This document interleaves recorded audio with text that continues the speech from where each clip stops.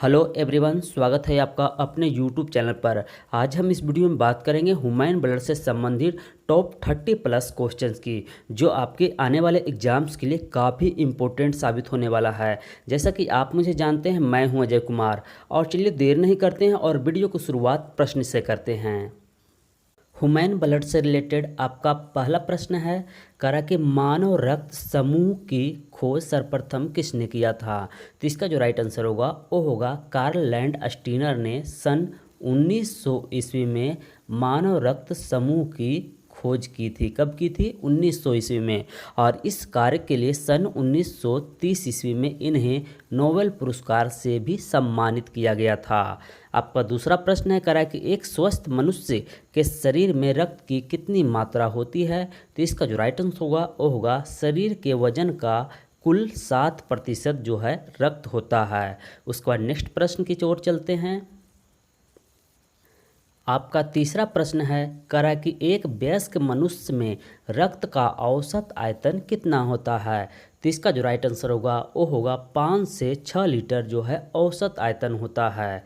चौथा नंबर प्रश्न है, करा कि मनुष्य शरीर में रुधिर संग्रहणी यानी ब्लड बैंक किसे कहा जाता है? तो इसका जो राइट आंसर होगा वो होगा प्लीहा, जिसे तिल्ली भी कहा जाता है। पांचवा नंबर प्रश्न है, करा कि मनुष्य के रक्त में कौन सी धातु पाई जाती है? तो इसका जो राइट आंसर होगा वो होगा आयरन यानी लोहा पाई जाती है। उसके बाद नेक्स्ट प्रश्न, छठा नंबर आपका प्रश्न है, कह रहा है कि मानव शरीर का कौन सा अंग यानी ब्लड यानी कौन सा अंग जो है रक्त का उत्पादन करता है? तो इसका जो राइट आंसर होगा वो होगा अस्थि मज्जा, जिसे अंग्रेजी में बोन मैरो के नाम से भी जाना जाता है। सातवां प्रश्न है आपका, कह रहा है कि मनुष्य शरीर में खून के शुद्धिकरण यानी ब्लड का शुद्धिकरण की प्रक्रिया को क्या कहा जाता है? तो इसका जो राइट आंसर होगा वो होगा डायलिसिस कहा जाता है। क्या कहा जाता है? डायलिसिस। और आठवां नंबर आपका प्रश्न है, कह रहा है कि मानव शरीर में हीमोग्लोबिन का क्या कार्य है? तो इसका जो राइट आंसर होगा वो होगा शरीर में जो है ऑक्सीजन का परिवहन करना। किसका कार्य है? तो हीमोग्लोबिन का मुख्य कार्य है। उसके बाद नेक्स्ट प्रश्न, 9 नंबर आपका प्रश्न है, कह रहा है कि मानव रक्त में हीमोग्लोबिन किसका महत्वपूर्ण घटक है? तो इसका जो राइट आंसर होगा वो होगा आरबीसी। आरबीसी कहने मतलब होता है रेड ब्लड कार्पल्स और डब्ल्यूसी का मतलब होता है वाइट ब्लड कार्पल्स। और उसके बाद नेक्स्ट प्रश्न है आपका 10वां नंबर है, कह रहा है कि कौन सी रक्त वाहिकाएँ साफ रक्त फेफड़ों से हृदय में ले जाती है? तो इसका जो राइट आंसर होगा वो होगा पल्मोनरी शिराएँ। क्या होगा? पल्मोनरी शिराएँ। और 11वां नंबर आपका प्रश्न है, करा कि निम्नलिखित में किसकी सहायता से रक्त द्वारा ऑक्सीजन ले जाया जाता है? तो इसका जो राइट आंसर होगा वो होगा लोहित कोशिकाएं, जिसे हीमोग्लोबिन के नाम से भी जाना जाता है। उसके बाद आपका नेक्स्ट प्रश्न, वीडियो में आगे बढ़ने से पहले मैं आपको बता दूं, अगर आपको वीडियो अच्छा लग रहा हो तो इसे ज़रूर लाइक करें ताकि मुझे एक मोटिवेशन मिल सके। चलिए, आपका 12वां नंबर प्रश्न है, करा कि किस प्रोटीन के कारण मानव शरीर के भीतर जो है रक्त नहीं जमता है? तो आपको बता दें कि मानव ब्लड के अंदर जो है एक खास तरह का प्रोटीन पाया जाता है, जिसे क्या कहा जाता है? हिपेरिन। और इसी के कारण जो है मानव शरीर के अंदर जो है ब्लड वो नहीं जमता है। और 13वां नंबर प्रश्न करा कि कौन सी कोशिकाएं मानव शरीर के सैनिक के रूप में प्रसिद्ध है? तो इसका जो राइट आंसर होगा वो होगा श्वेत रक्त कोशिकाएं, जिसे WBC कहा जाता है। क्या कहा जाता है? WBC कहा जाता है। 14वां नंबर आपका प्रश्न है, करा कि मानव रक्त के प्लाज्मा में किसके द्वारा एंटीबॉडी निर्मित होते हैं? तो इसका जो राइट आंसर होगा वो होगा लिम्फोसाइट के द्वारा। किसके द्वारा? लिम्फोसाइट के द्वारा जो है एंटीबॉडी निर्मित होते हैं। उसके बाद नेक्स्ट प्रश्न, 15 नंबर आपका प्रश्न है, कह रहा है कि शरीर के किस अंग को आरबीसी का कब्रिस्तान कहा जाता है? तो इसका जो राइट आंसर होगा वो होगा प्लीहा, या जिसे तिल्ली कहा जाता है। अंग्रेजी में स्प्लीन कहा जाता है। इसे आपको याद रखना है। 16वां नंबर आपका प्रश्न कह रहा है कि मनुष्य में लाल रक्त कणिकाएं, जिसे आरबीसी कहा जाता है, किस नाम से जाने जाते हैं, यानी आरबीसी को क्या कहा जाता है?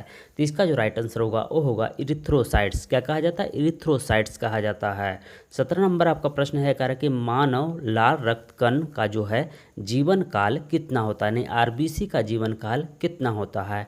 तो इसका राइट आंसर होगा वो होगा 120 दिन। आपको ये भी बता दें कि लाल रक्त कण का जो है वो पीएच मान जो होता है 7.4 होता है। कितना होता है? 7.4 होता है, और यह जो है क्षारीय है। उसके बाद आपका नेक्स्ट प्रश्न 18 नंबर आपका प्रश्न है, कह रहा है कि उच्च तापमान पर मानव शरीर में जो है आरबीसी, यानी मानव शरीर के अंदर जो रक्त होता है उसके आरबीसी यानी लाल रक्त कण में जो है क्या परिवर्तन आता है? तो इसका जो राइट आंसर होगा वो होगा उसकी संख्या में बढ़ोतरी होती है। क्या होती है? संख्या में बढ़ोतरी होती है उच्च तापमान पर।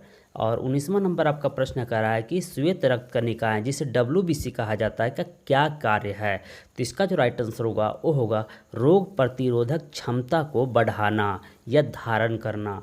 उसके बाद आपका नेक्स्ट प्रश्न है, कह रहा है कि मानव रक्त में आरएच फैक्टर का पता किसने लगाया था? तो इसका जो राइट आंसर होगा वो होगा कार्ल लैंडस्टीनर एवं बीनर ने। किसने? कार्ल लैंडस्टीनर और बीनर ने ये मिलकर जो है मानव रक्त में आरएच फैक्टर का पता लगाया था। उसके बाद आपका नेक्स्ट प्रश्न 21वां नंबर आपका प्रश्न है, कह रहा है कि किस रक्त समूह में जो है कोई एंटीबॉडी नहीं पाई जाती है? तो इसका जो राइट आंसर होगा वो होगा ए बी। किसमें? ए बी समूह में। आपको ये भी याद रखना है कि कोई एंटीबॉडी नहीं पाई जाती है। तो किस में? ए बी में। और कोई यानी दोनों एंटीबॉडी किस में पाई जाती है? ओ में। कोई एंटीबॉडी नहीं पाई जाती है किस में? तो ए बी में, ये याद रखना है। और कोई भी एंटीजन नहीं पाया जाता है किस में? तो ओ में। किस में? ओ में। ये दो चीज़ आपको याद रखना है, यानी दोनों एंटीबॉडी किस में पाई जाती है? ओ में। और कोई एंटीजन नहीं पाया जाता है किस में? ओ में। इसी कारण जो है इन्हें क्या कहा जाता है? यूनिवर्सल डोनर कहा जाता है।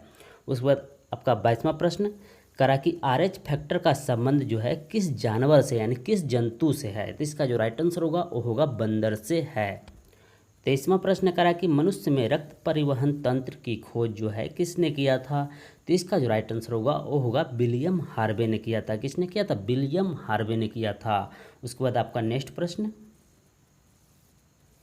24 नंबर आपका प्रश्न है, कह रहा है कि किस रक्त समूह को जो है यूनिवर्सल डोनर के रूप में जाना जाता है? अभी हम कुछ समय पहले क्वेश्चन नंबर 21 में इसकी चर्चा कर चुके हैं। तो आपको ये जानना है कि यूनिवर्सल डोनर जो है किसे कहा जाता है? तो इसका राइट आंसर क्या होगा? ओ होगा। क्यों कहा जाता है? क्योंकि इसमें दोनों एंटीबॉडी पाए जाते हैं और कोई एंटीजन नहीं पाया जाता है। क्या पाया जाता है? दोनों एंटीबॉडी पाए जाते हैं और कोई एंटीजन नहीं पाया जाता है। इसी कारण जो है इसे क्या कहा जाता है? यूनिवर्सल डोनर कहा जाता है। उसके बाद आपका 25वां नंबर प्रश्न करा कि रक्त समूह ओ किस रक्त समूह के व्यक्तियों से रक्त ले सकता है? तो आपको ये भी मालूम होना चाहिए कि अभी हम बात कर चुके हैं 24 नंबर प्रश्न में यूनिवर्सल डोनर, यानी यह किसी को भी रक्त दे सकता है, चाहे कोई भी रक्त समूह हो, मगर ले सकता है किससे? तो केवल ओ से ले सकता है। क्या ले सकता है? केवल ओ से ले सकता है और किसी भी समूह को दे सकता है।